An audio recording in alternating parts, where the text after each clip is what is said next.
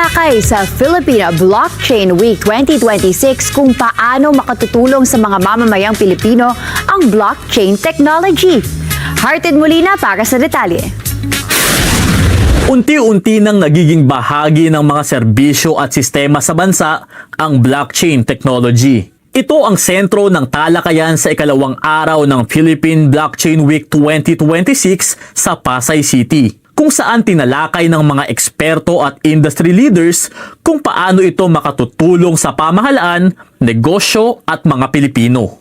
After a year, now we're deploying it. We're using it, we're starting to use it for Department of Budget, Department of Public Works and Highways, and all of these talks surrounding the government. Ang tema ng taong ito na Decoded Deployed ay nakatuon hindi lamang sa mga ideya, kundi sa mga aktual na proyekto at serbisyong gumagamit na ng blockchain technology.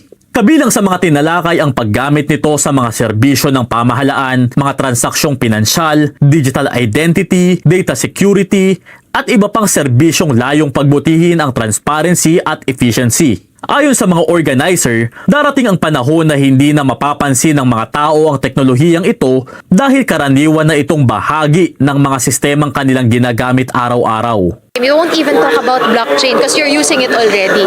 So it's the future and wala na tayong choice. Kasabay ng paglawak ng paggamit ng blockchain, isinusulong din ng mga organizer ang mas malawak na pag-unawa ng mga Pilipino sa teknolohiyang ito. Layunin nila na maipakita kung paano makatutulong ang blockchain sa pagpapadali ng mga transaksyon, pagprotekta ng impormasyon, at pagbuo ng mas maayos na digital services. Meron talaga kaming responsibility and opportunity na ma-spread yung word sa madaming Pilipino. At syempre gusto namin silang i-educate at maging aware sila dun sa kagandahan nitong technology na ito. Hindi lamang mga eksperto sa teknolohiya ang nakikinabang sa mga talakayan sa nasabing event. Maging ang mga negosyante at mga profesional mula sa iba't ibang industriya ay nakakuha ng mahahalagang kaalaman tungkol sa mga bagong inobasyon sa larangan ng seguridad, finance at digital transformation. More than anything else, yung learnings on trends, innovations about security, about technology, and all of those things that relate to blockchain.